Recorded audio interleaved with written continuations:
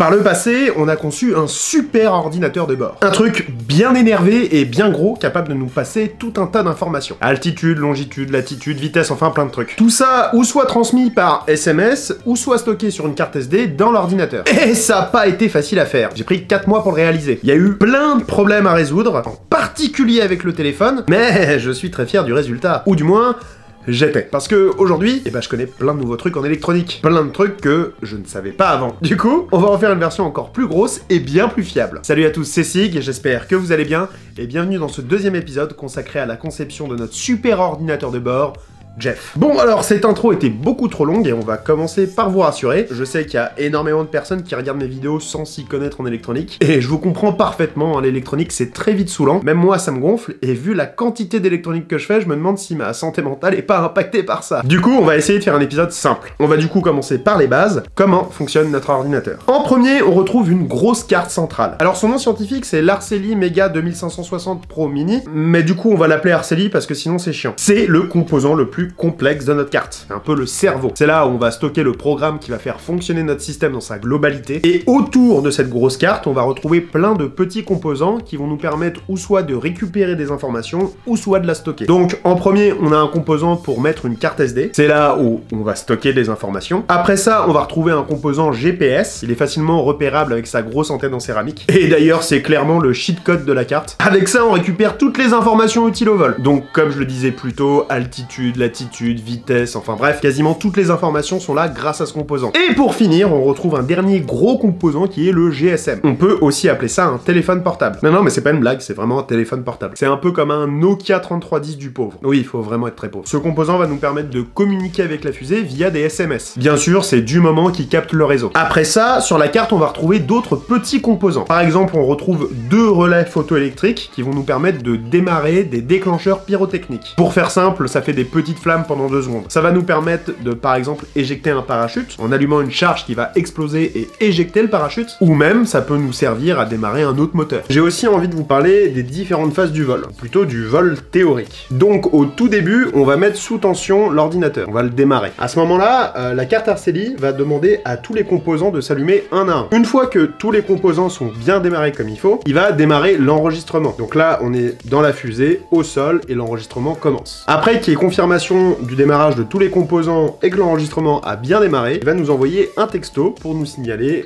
le fait que l'ordinateur marche correctement et que l'enregistrement a commencé. Du coup, après validation du texto, on va rentrer dans la phase 2, le démarrage de la fusée. Donc c'est à nous au sol de mettre à feu la fusée, donc avec un contacteur électrique, et la fusée va décoller. Donc l'enregistrement sur carte SD va continuer, et là on a plusieurs possibilités. Déjà, on peut envoyer et recevoir des textos de la fusée. On peut lui envoyer des textos pour lui dire où est-ce que t'es et qu'elle nous renvoie sa localisation GPS, ou encore de lui dire d'éjecter les parachutes, si au cas où elle n'a pas détecté le moment où il fallait qu'elle éjecte les parachutes. Elle va aussi continuer à stocker des informations sur la carte SD pendant toute la durée du vol. Après, il y aura un moment où la fusée va arriver à son apogée, donc c'est le moment le plus haut du vol. Normalement, l'ordinateur va détecter ce moment et va pouvoir éjecter les parachutes, grâce aux 2 relais photoélectriques qu'on a à l'arrière de la carte. On rentre alors dans la phase 3, la phase de descente. Grosso modo, elle va faire exactement comme lors de la montée, c'est-à-dire continuer à stocker les informations sur la carte SD et continuer de potentiellement nous envoyer des textos et aussi recevoir des textos. Par exemple, elle peut nous envoyer une confirmation d'ouverture des parachutes, ce qui peut être assez rassurant si on a perdu la fusée de vue. Une fois que la fusée va toucher le sol, on passe dans la phase 4, la phase de récupération. Ça peut être une grosse galère de trouver une fusée, mais vu que là, on a la localisation grâce au GPS et qu'on a un téléphone portable pour communiquer, ça va simplifier énormément les choses. En gros, l'ordinateur va pouvoir nous envoyer la localisation d'atterrissage de la fusée. Encore une fois, c'est si tout se passe bien. Pour ceux qui connaissent, c'est un système en fait qui s'inspire énormément des ballons sondes. En gros, de très gros ballons qu'on gonfle avec de l'hélium, qui va grimper très haut, jusqu'à 36 km d'altitude, et ensuite va faire tomber une petite boîte avec un parachute, et va atterrir on ne sait pas où. Ouais, parce que 35 km d'altitude, tu peux en faire du chemin. Donc voilà comment, en théorie, notre ordinateur est censé réagir au vol. Mais bon, si j'ai envie de refaire un nouveau modèle, c'est bien parce qu'il y avait des petits problèmes avec l'ancien. Par exemple, si on perd le GPS, eh ben on est clairement dans la merde. On n'aura plus aucune info sur la localisation de la fusée, mais pire encore, on n'aura plus d'infos sur l'altitude de la fusée. C'est avec ça qu'on ouvre le parachute de notre fusée, je rappelle. Donc, si on n'a pas l'info, ou si elle est fausse, on risque ou soit de ne pas ouvrir le parachute et donc de faire cracher la fusée, ou pire, on risque d'ouvrir le parachute au mauvais moment. Par exemple, pendant l'accélération. Oui, je sais que je rigole, mais ce serait très grave. En fait, notre ordinateur manque de redondance. Alors, la notion de redondance, c'est un truc dont je voulais vous parler depuis super longtemps. Pour faire simple, la redondance dans un système, c'est le fait de multiplier les sources d'informations. Par exemple, l'altitude. On aurait le GPS et d'autres composants qui nous donnent aussi une altitude. Comme ça, si une des sources crame ou ne marche plus, on a d'autres sources qui peuvent prendre le relais. Donc déjà, on a ce premier problème de redondance. On va essayer de le résoudre, mais il y a aussi d'autres problèmes. Par exemple, je me suis un peu chié sur les branchements. En gros, les pistes de cuivre qu'on peut voir un peu partout, c'est des liaisons entre les composants, et ben il y en a que j'ai pas très bien faites. En particulier, les branchements du GPS et du GSM, le téléphone portable. En gros, pour que le GPS puisse communiquer avec la carte, faut ouvrir une communication. C'est un type de branchement particulier, on parle de liaison série, mais on peut pas les brancher n'importe où sur la carte. Il y a des ports spécifiques pour ça. Et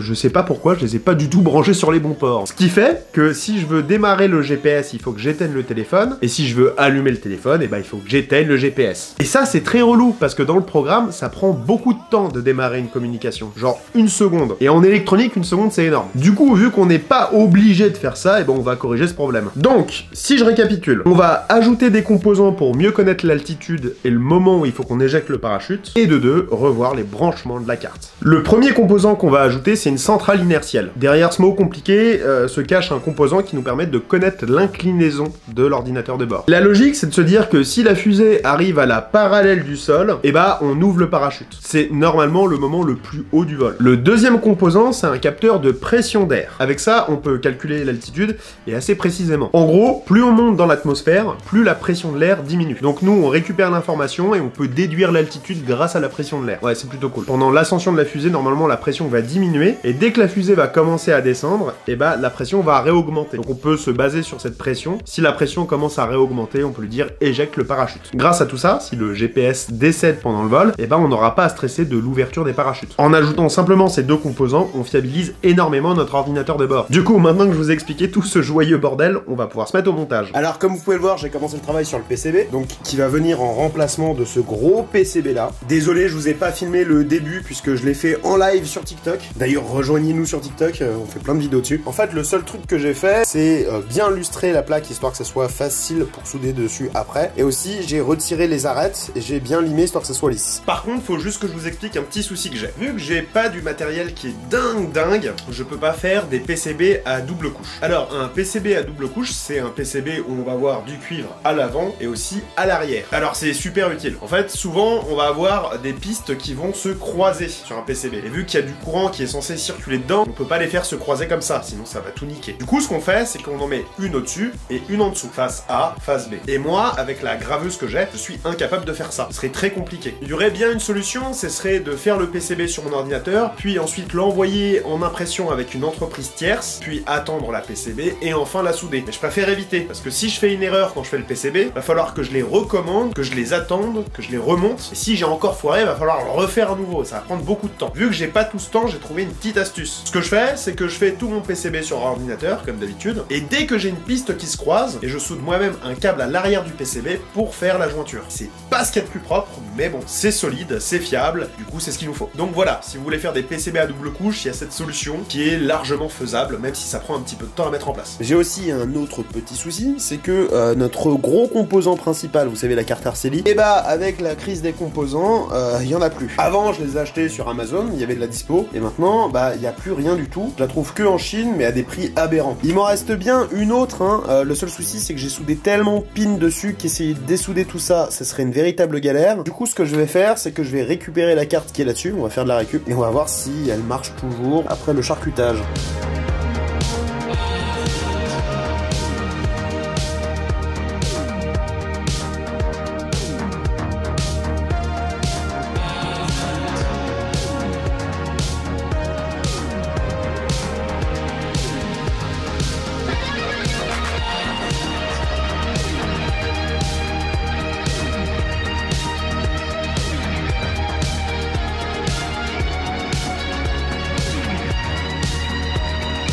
Alors, comme vous pouvez le remarquer, la carte est à présent finie, mais j'ai changé de t-shirt. Ce qui signifie que tout ce que je filme ici, c'est passé bien après ce que vous venez de voir. En gros, après avoir fini la première version de la carte, je me suis rendu compte qu'il y avait un souci de branchement. J'ai branché le GPS sur de mauvais pins, ce qui faisait qu'elle pouvait dialoguer avec la Arceli, mais la Arceli, du coup, n'était plus capable de communiquer avec l'ordinateur. Donc, je vous préviens, parce qu'il y en a d'autres qui pourraient se faire surprendre, le RX et TX0 qui sont sur la carte, donc sur les pins qui sont ici, il faut surtout pas les utiliser, parce que ça va être ces pins-là que va utiliser le micro USB pour dialoguer entre la carte et l'ordinateur. Ce qui se passait, du coup, c'est que la carte marchait quand on la branchait, mais elle essayait d'initialiser une connexion avec le GPS en pensant que c'était un ordinateur. Et du coup, ça plantait tout. Du coup, j'ai dû refaire tout un PCB, le réimprimer. D'ailleurs, j'étais dans la merde parce que j'avais plus que des PCB double face, donc j'ai dû faire un truc archi dégueulasse à l'arrière, mais au moins tout est réparé et ça marche. Donc on a rajouté 2 composants supplémentaires qui nous permettent de faire de la redondance, et ça c'est vachement important. Maintenant, on n'est plus obligé d'éteindre le SIM800L pour connecter le GPS et inversement. Les deux peuvent dialoguer en même temps avec la carte sans que ça cause de problème. Ok, alors comment tout ce merdier fonctionne? Comme je vous le disais, ici on a le GPS qui est clairement le cheat code de la carte. C'est là où on va tirer les principales informations. Longitude, latitude, altitude. Ça c'est 3 informations qui vont nous permettre de connaître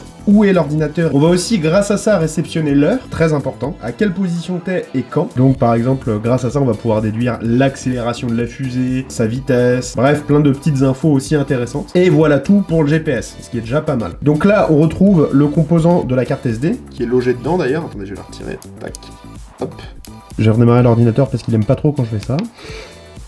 Voilà, c'est redémarré. Composant très utile parce que c'est grâce à ça qu'on va stocker les informations. Une fois que la fusée va se poser ou se cracher, ce que je vais essayer de récupérer, c'est ça. Parce que ça va être là-dedans qu'on va avoir toutes les informations du vol. Ici, on retrouve le dernier gros composant qui est le SIM800L, le téléphone portable. On va pouvoir communiquer avec ce composant. Là, j'ai pas branché l'antenne pour que ce soit plus pratique à manipuler, mais l'antenne se branche juste ici. Il peut recevoir et émettre des textos. Et moi, selon ce qui va être écrit dans le texto, je vais ordonner des choses. Ouvre le parachute, renvoie-moi la localisation par texto, bref, je peux faire un peu tout ce que je veux sur la carte du moment que je dis à l'ordinateur comment interpréter les SMS que j'envoie. On retrouve ici les 2 derniers composants, la centrale inertielle, donc le truc qui nous permet de connaître l'inclinaison de la fusée, et le petit capteur de pression juste ici. Ce qui est intéressant, c'est que si on a à la fois toutes les infos du GPS et toutes les infos de la centrale inertielle, on va pouvoir savoir par exemple combien de fois la fusée a tourné sur elle-même et à quelle vitesse. Aucune information n'est à jeter. Pour finir, on a le capteur de pression qui nous donne la pression de l'air, grâce à un petit composant qu'on voit juste au milieu. Avec ça, on va pouvoir déduire l'altitude de la fusée. On va pouvoir aussi savoir la température normalement.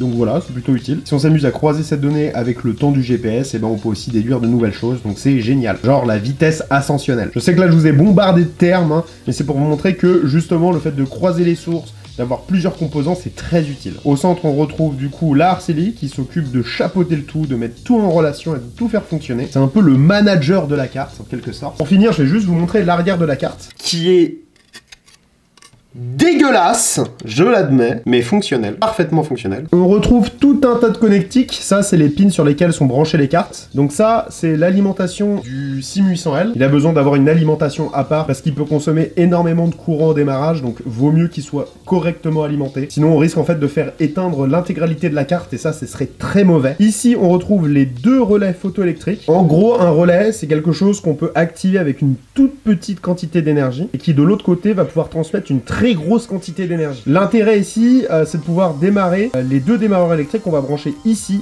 et ici. Démarreur électrique 1, démarreur électrique 2. En fait, on pourrait essayer de les brancher directement sur la carte, mais si on fait ça, la carte risque de dépenser trop de courant et de redémarrer. Donc pareil, on serait vraiment dans la merde si ça arrivait. Et donc, voilà tout pour la carte. Alors, dites-vous bien que cet ordinateur, je vous en parle que maintenant, mais ça fait un bon moment que je travaille dessus. En fait, je fais plein de tests en parallèle des autres vidéos, surtout au niveau de la communication. Mais bon, je peux pas tout vous dire pour le moment, ça reste encore un peu secret. Mais bon, le plus important, c'est qu'on ait résolu tous les petits soucis de l'ordinateur, et surtout qu'on l'ait refiabilisé. J'ai vraiment hâte de vous présenter la phase finale de ce projet, parce que ça promet. Voilà, en tout cas, cet épisode est à présent fini, et j'espère que vous l'aurez apprécié. Merci d'être allé jusqu'au bout, on se retrouve très vite pour la suite du projet Jules Verne. Bien sûr, si vous voulez voir les autres projets, et connaître un peu plus de détails sur le projet Jules Verne, des trucs que je fais pas nécessairement en vidéo YouTube, bien sûr, si vous en voulez plus, et que vous voulez connaître plein de petits détails sur le projet Jules Verne, ou sur mes autres projets en règle générale, je vous invite à rejoindre le TikTok. D'ailleurs, maintenant, je fais des lives le mardi ou le jeudi, donc pareil, si vous voulez me voir en live, bah vous pouvez y aller. En tout cas, prenez soin de vous, c'était Cigarios et je vous dis à plus. Au revoir.